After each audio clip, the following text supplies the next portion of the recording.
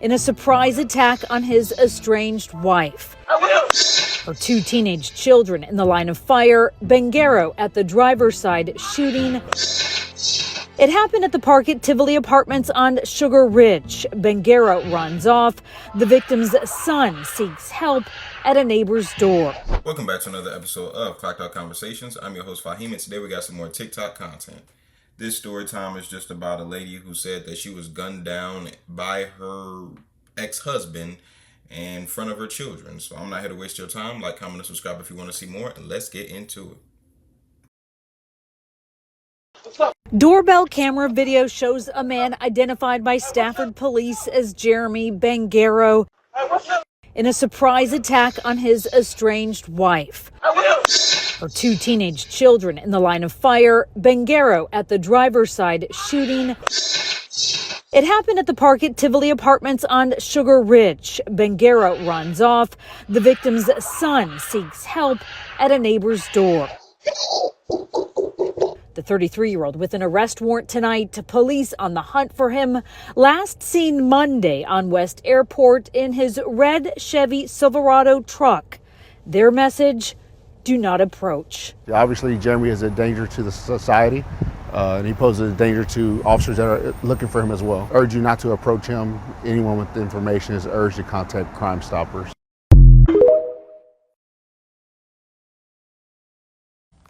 So here's my story time on how I was almost unalive by my soon-to-be ex-husband. So basically, me and him got reconnected when he got out of prison, and, you know, we kind of was inseparable from there. We really, bonded on some trauma bond type of situation.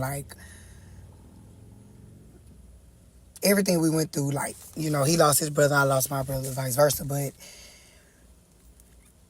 for me, I'm the type of person, if I tell you I love you, I'm going to break my neck for you, I'm going to do whatever it is I got to do for you. But for him, it was more like a control thing. He wanted control of all the situations. He wanted control of my mind, my body, my spirit. He just wanted control.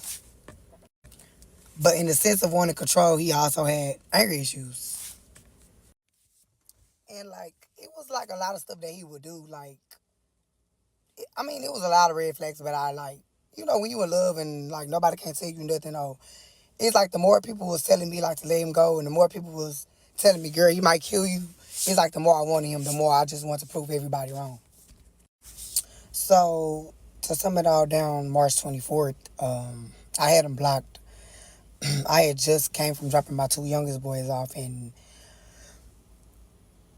I literally pulled up. I wasn't even at home for a good 40 minutes. I literally pulled up, knocked on the door, and told my boys to come on, and he came out of nowhere with a gun and he just shot me. He emptied the clip. He literally just shot me. The part that was so triggering to me is, we had already been through everything we can have went through. Literally, even though we was going through the whole, little divorce situation, and even though he had lost his job because of the choices he made by putting his hands on me, I still was there for him. Literally, on that Friday, I had got his daughter hair done, bought her some brand new shoes, gave him $1,000. I still didn't want to see him bad off because I still wanted to see the good qualities in him no matter what. No matter how bad of a person he showed me he was, I still want to see the good qualities in him no matter what. The most triggering part of it all was that you did it in front of my kids. It was just, diabolical because I felt damn, this man just called me, a week ago, and I got a room for his kids because they didn't have nowhere to go. And you literally, tried to kill me in front of my 2 boys. But once he shot me, he just ran off.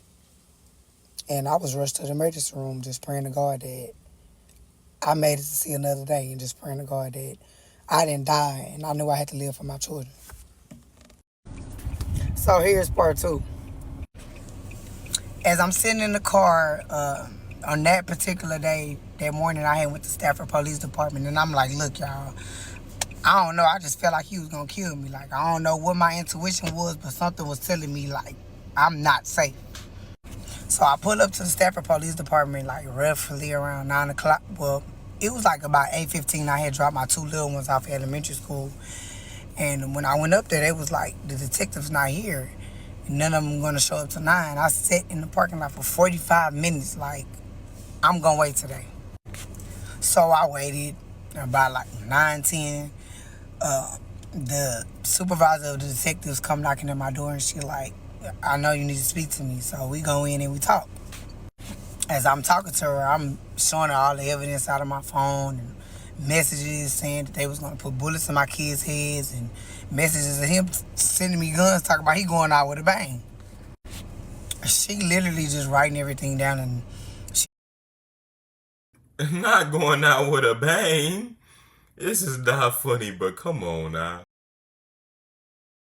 writing it down, telling me to just email her all the evidence that I had.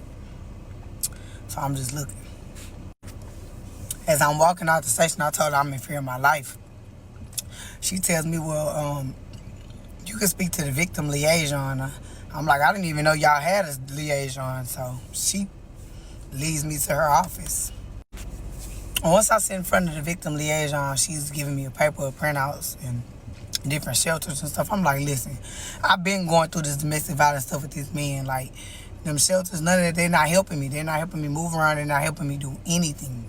I said, just want you guys to know that when I leave here, if I die today, my mama gonna sue all y'all. So my son had a dentist appointment to get his braces at about like 12:30. My goal was to just keep driving around. I didn't even feel comfortable sitting in front of my house. Some just told me to keep driving around until it was that time and start heading towards the house to pick my boys up to head to the dentist. So I pulled up to my house around 11:15. I had dirty laundry, and at the time I didn't have a wash and dry, so I'm loading my car up, telling my boys to basically get ready, get y'all something to eat, because I'm not stopping, and let's go. But something didn't sit right with me, so I didn't go in the house. I was sitting in my car, and the whole time I'm sitting in the car, I'm texting the shelter, and I'm like, look, I need help. Today is the day I feel like I need help, and I don't know what was tugging at my spirit, but something was tugging at my spirit. I was going back and forth with the shelter for about a good 25 minutes on them telling me they ain't have space till I started sending her the messages of him saying he was going to unalive me and sending me pictures of guns, and she finally cracked and was like, look, if you're going to come, you need to be here by 8 o'clock p.m. I told her I will be there. Most definitely I'm on my way. Me and my 4 children. So once I get everything situated, for me and my kids to head to the shelter and, kind of go from there, because I don't know, something in my spirit was telling me something was right. I walk in the door and I tell my kids, I'm ready to go. Let's go. I want to make it to the appointment on time, but I also want to go get my other 2 boys from school so that we can all go to the shelter together. Literally, as my kids putting the clothes in the trunk and they're walking outside, the oldest one is in the car. The second child of mine is getting in the back seat, and as he's getting in the back seat, we hear somebody coming from the front of the car, and he was like, "What's up, B? What's all that you was talking?" Right there at that moment, I was scared. All I see in his hand was a pew pew, and all I knew was I got my 2 kids right here. Like, I don't want nothing to happen to them. If something's gonna happen, let it happen to me. So he comes to the driver's side, and opens the door, and I don't know, I'm attempting to try to plead with him. And as soon as it came out of my mouth, he just started pew pew pew, emptied the whole clip. Y'all gotta come back for part 3, cause this reliving this is really stressful, and y'all gotta come back for part 3. I got y'all.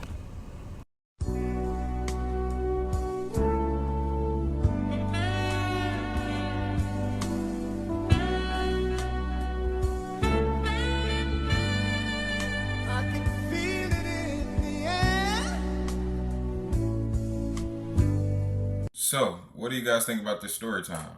I think this is just crazy as hell. Buddy, real life opened that door and started blicking her down in 4K. And that looked like a decent neighborhood too. In 4K, start shooting. just oh my God, that's catastrophic. That's gonna be traumatic for not only her, but especially those 4 children. All 4 of them, or the 2 of them that were, they're gonna be traumatized for the rest of their lives. Almost seeing their mother get executed in front of them. Not to mention they were in the vehicle with her. That's insanity, man. That is insanity. Hopefully Buddy get caught. Hopefully Buddy get thrown into the prison. And hopefully justice is served. What do you guys think about this story? I mean, do you guys agree with me that justice needs to be served and that she needs to make sure she stays the hell away from him from now on?